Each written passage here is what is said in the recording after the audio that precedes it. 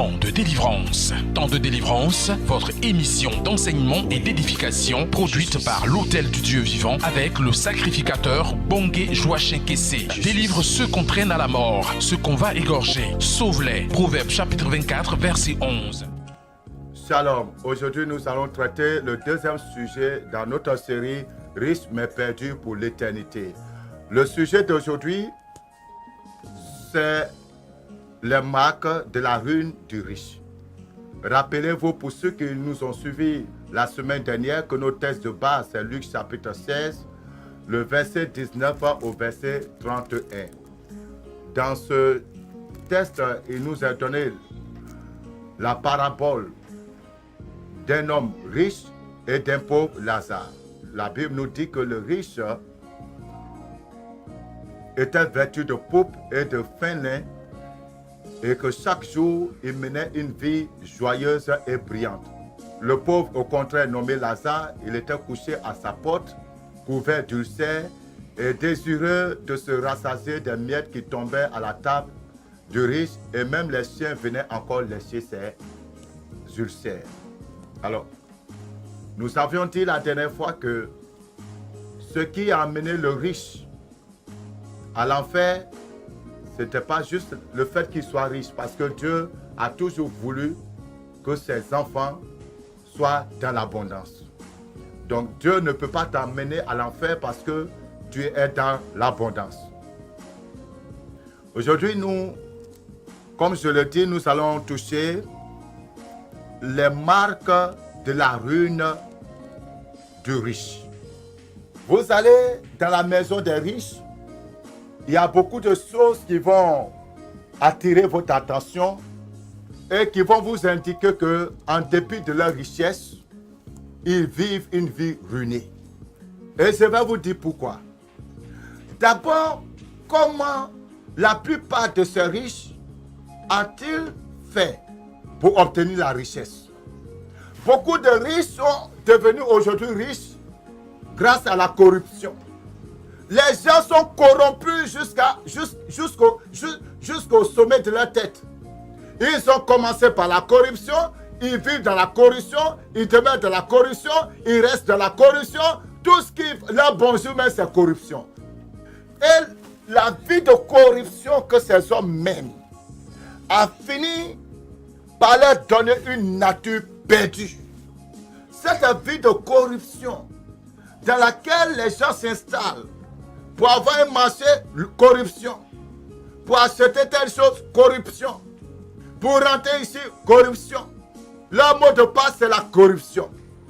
Cette vie de corruption est une marque de la ruine éternelle dans leur vie. Malheureusement, il y a des chrétiens qui sont dedans. Des pasteurs, hommes d'affaires qui sont dans la corruption. Des diacres, hommes d'affaires qui sont dans la corruption. Il y en a même, ils ne sont pas hommes d'affaires, hein? Ils sont fonctionnaires, mais ils sont dans la corruption. Il y en a qui vendent le matériel de l'administration. Nous avons des médecins, des infirmiers qui prennent les médicaments pour aller vendre. Des voleurs professionnels, des voleurs en blouse. L'État paye le matériel pour soigner les gens. Ils prennent ça, ils envoient dans leur clinique. Ils prennent, ils vont vendre. Des voleurs et des corrompus. Deux grades. Des ministres corrompus, eux, ils ont fini avec la corruption. Des députés, des maires corrompus. La corruption a tellement rempli nos administrations, nos gouvernements. Et à cause de cette corruption, regardez l'état de nos villes. Regardez l'état de nos pays africains. Ne voyez-vous pas que nos pays africains sont en ruine? Et nos pays, nos villes sont en ruine à cause de la corruption des hommes riches, de ceux qui sont au pouvoir, des décideurs. Quand les bailleurs de fonds viennent, quand vous attendez à la télévision, telle structure a apporté tel milliard, est-ce que nous ressentons ces milliards-là sur le terrain? Parce que la corruption est là pour détourner ces milliards. Et les pauvres gens la pauvre population qui doit bénéficier ne voit même pas un seul sou. Donc les gens deviennent riches, ils deviennent milliardaires sur le dos des autres, sur le dos des pauvres, c'est de la criminalité. C'est une marque de ruine dans ta vie. Toi qui m'écoutes. Tu te fais des richesses, tu t'amasses des richesses sur le dos des autres. Tu envoies la malédiction dans ta vie. Tu es en train de prendre la malédiction des gens. Tu es en train de rassembler la malédiction de toutes ces personnes, la malédiction de tout un pays sur ta vie. C'est pour cela que certains d'entre eux finissent très mal. Certains d'entre eux finissent très très mal. Parce qu'ils ont tellement fait du mal aux gens par leur corruption que la malédiction leur a tendu un piège devant. Tu es riche. Comment as-tu obtenu ta richesse? Il y en a qui ne s'arrêtent pas à la corruption. Ils vont même sacrifier des personnes. Ils vont faire des sacrifices humains pour obtenir la richesse. Tu deviens riche avec le sang des innocents. C'est une marque de ruine. Ce sang-là va crier contre toi jusque dans l'éternité. Alors, donc, tu es riche, mais tu es riche avec le sang des bébés. Tu es riche avec le sang des femmes enceintes. Tu es riche avec le sang de ton enfant.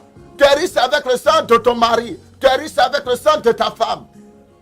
Tu es riche avec le sang de ta mère. Tu es riche avec le sang de ton père. Ta main est remplie de sang. C'est pour cela que tu ne peux pas avoir la paix et la joie réelle. Au milieu de ta richesse, tu n'as pas la joie. Quand les gens sont là, tu as l'impression d'être heureux, mais c'est faux.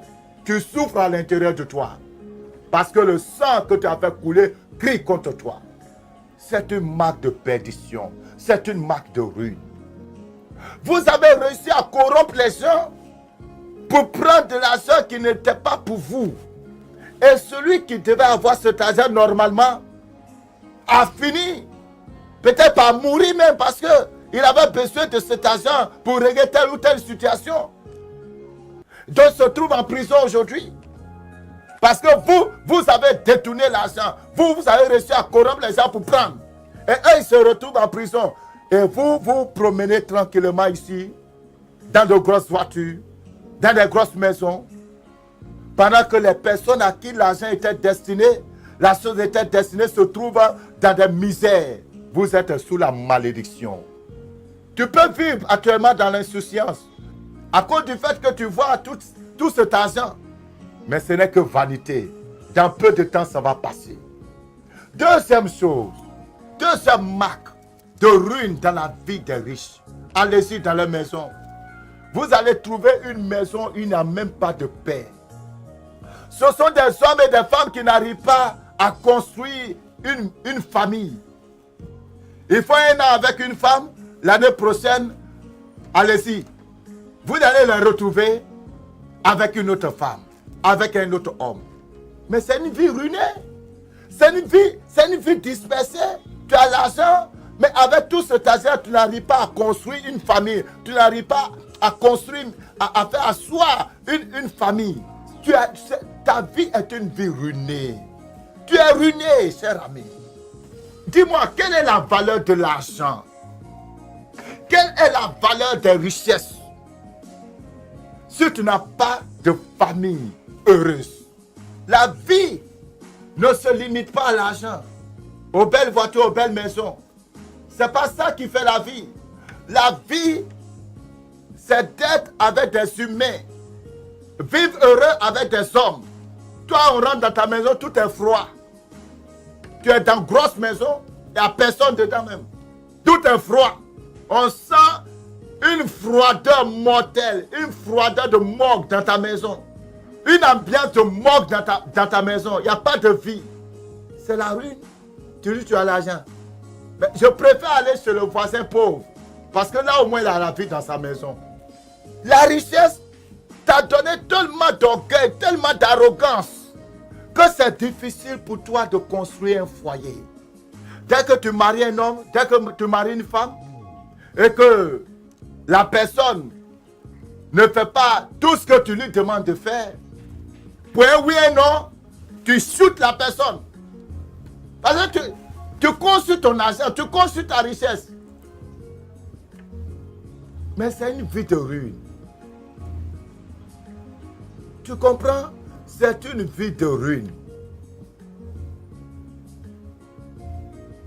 Tu te retrouves dans ta maison,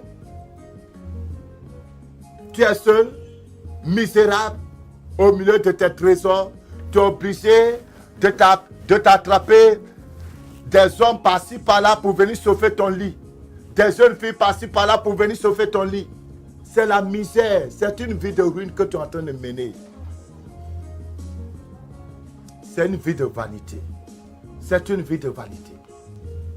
Comme cet homme dans Luc chapitre 16, puisque il n'avait pas de joie, la seule manière pour lui d'entretenir la joie continuellement dans sa vie, c'était toujours d'organiser des fêtes, des temps de réjouissance, pour que les gens soient toujours autour de lui. Et c'est ça, toi aussi tu es obligé souvent de te retrouver par-ci et par-là pour trouver un peu de joie, un peu de paix. Parce qu'en toi-même, à l'intérieur de toi et autour de toi, il n'y a rien. Tu regardes ici, tout est vide autour de toi. Il y a un vide autour de toi, il y a un vide dans ton cœur. Tu as besoin de Jésus. Bien-aimé, tu as besoin de Jésus. Nous parlons des marques de la ruine dans la vie du riche. Certains d'entre vous, vous avez fait des contrats avec le diable. Et dans ce contrat, vous savez que très bientôt, votre vie va prendre fin. Parce que le nombre d'années qui vous a été donné est en train d'arriver à son terme. Mais c'est une ruine. C'est une vanité. C'est une vie sans issue. Je t'invite à venir à Jésus-Christ, le Sauveur. Il est totalement prêt à te libérer de cette vie de ruine que tu mènes. Il est prêt à te libérer de cette vie misérable que tu mènes. Il est prêt à guérir ta vie. Il est prêt à te montrer l'amour. Tu dis tu es riche, mais ton cœur est pauvre, desséché. Ton âme est desséchée parce qu'il n'y a pas d'amour en toi. Et ton âme souffre de cette solitude. Tu es obligé de combler la solitude par la boisson. Obligé de combler la solitude par les femmes, par les hommes. Tu es obligé de combler la solitude dans les maquis et les bars, les boîtes de nuit. Parce que ton âme est desséchée au fond de toi. À l'extérieur de toi, tu es assis dans l'opulence, dans les meilleurs véhicules. Mais ton âme est assise dans les pires conditions. Et à l'intérieur de toi écrit son amertume. À l'intérieur de toi écrit sa misère. Et ton âme est en train de te dire, mon besoin n'est pas l'argent. Mon besoin, ce n'est pas la boisson, ni la cigarette. Mon besoin, ce n'est pas le sexe.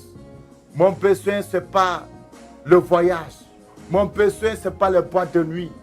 Ton âme à l'intérieur de toi tourne et se retourne. Parce qu'elle souffre. Elle est perdue, elle est ruinée par le péché. Déconnectée de son Créateur. Elle veut retourner à la croix.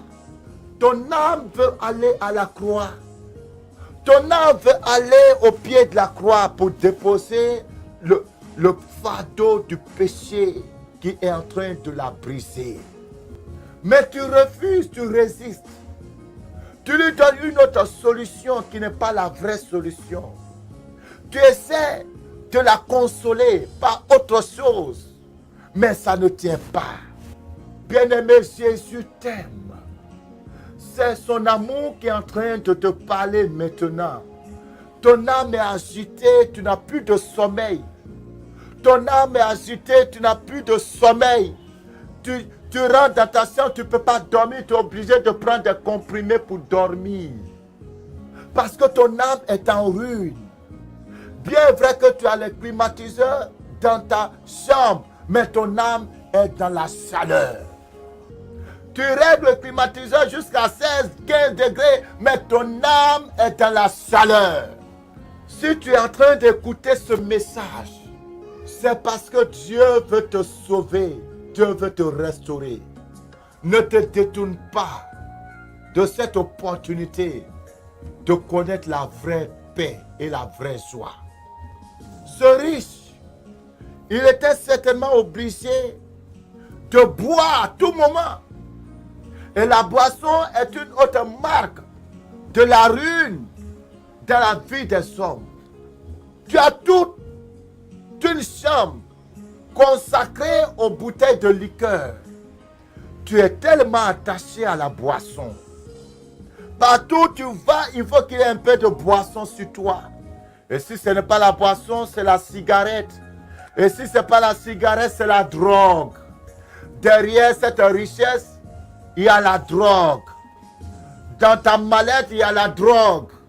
Au chevet de ton lit, il y a la drogue. Dans ta poche, il y a un peu de drogue.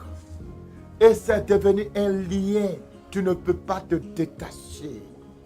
Ta nature a fini par s'habituer à ça. Le jour que tu ne t'es pas drogué, tu perds le contrôle. Mais c'est une vie de ruine. C'est une vie de ruine. Bien-aimé, tu dis que tu es riche, que tu ne manques de rien. Mais regarde ton enfant. Une autre marque de ruine. Regarde tes enfants. Les enfants qui sont ton espoir. Ceux qui vont pérenniser ton nom. Regarde la vie que ces enfants-là mènent. La prostitution, la drogue.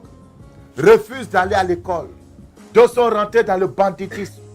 Et pourtant, tu as l'argent, tu as tout. Tu fais tout pour eux. Mais Satan a mis ses enfants en prison. Satan tient tes enfants. Satan ruine tes espoirs. Satan ruine ton avenir. Ta maison, tes enfants sont une désolation totale.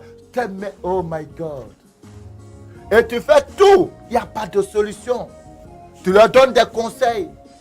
Tu mets tout à leur disposition, mais ça ne leur suffit pas. Parce qu'ils sont manipulés par des esprits impurs. Et tu es assis dans cette désolation, dans cette ruine familiale. Et il y en a qui sont malades. Tu les amènes dans tous les hôpitaux, il n'y a pas de guérison. Tu sens la ruine dans ta vie. Jésus t'aime. Jésus veut faire quelque chose pour toi.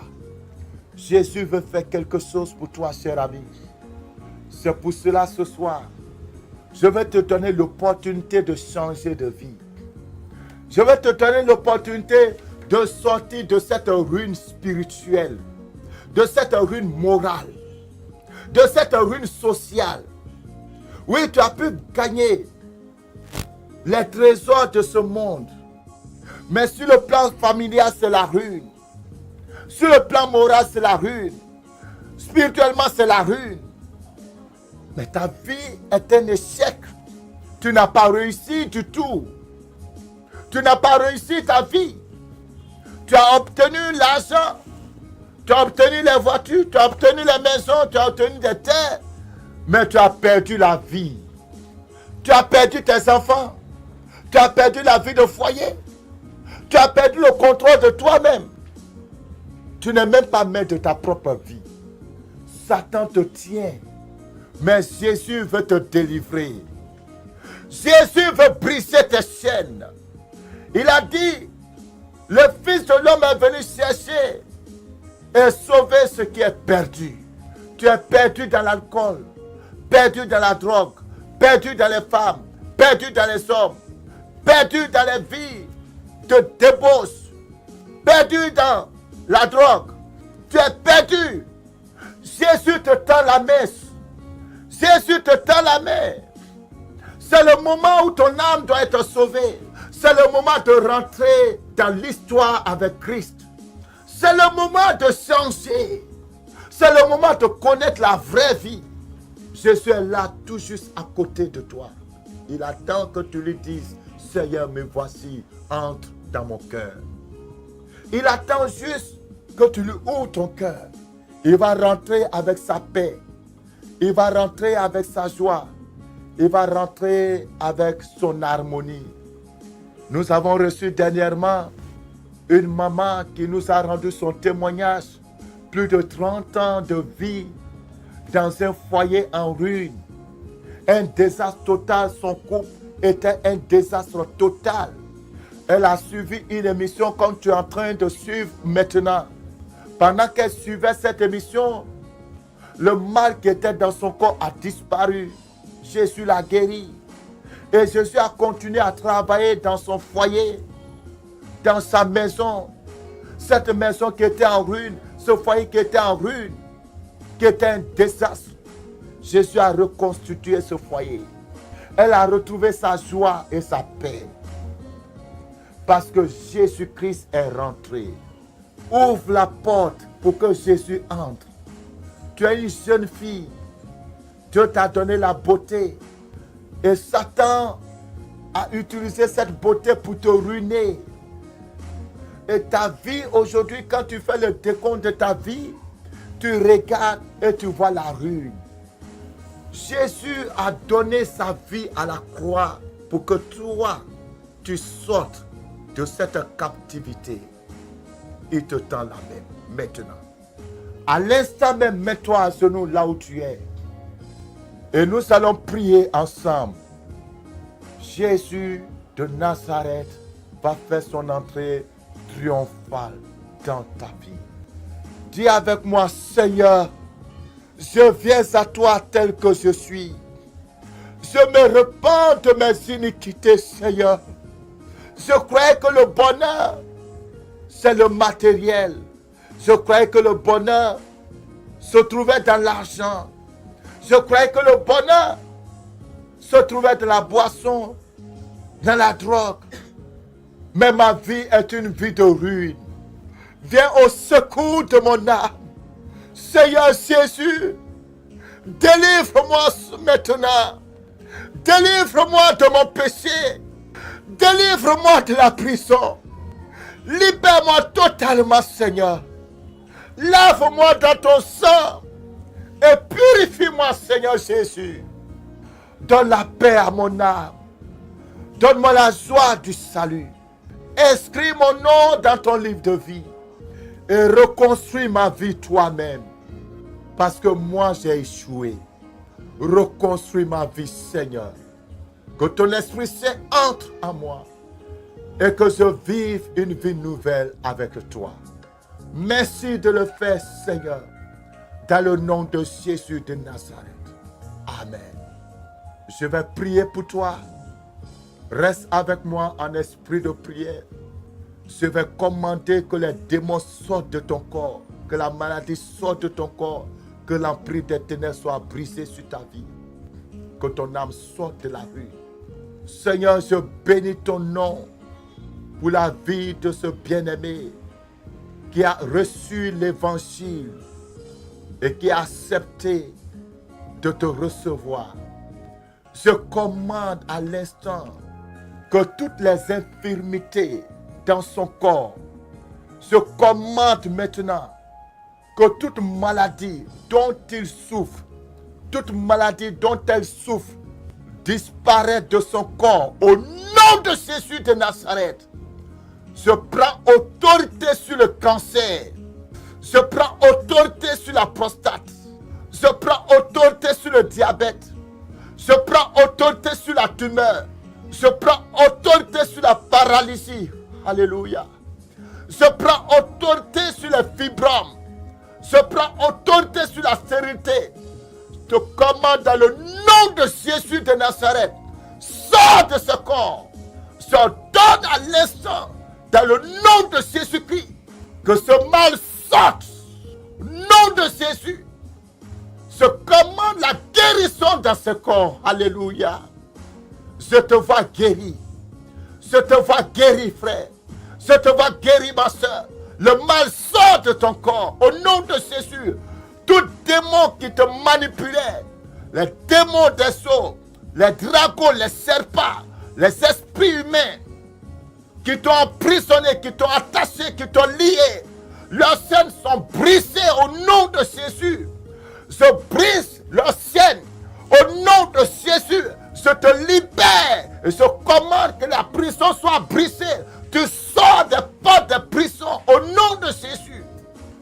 Tu sors de la prison de la cigarette. Tu sors de la prison de la boisson, la prison de la prostitution. Tu sors de la prison de la corruption, la prison de la malédiction, la prison de la drogue. Tu sors de cette prison, tu sors de la prison de la sorcellerie, la prison de l'occultisme, dans le nom de Jésus-Christ de Nazareth. Alléluia. Gloire. Que la puissance du Saint-Esprit entre en toi. Reçois l'Esprit de Dieu, reçois la puissance de Dieu.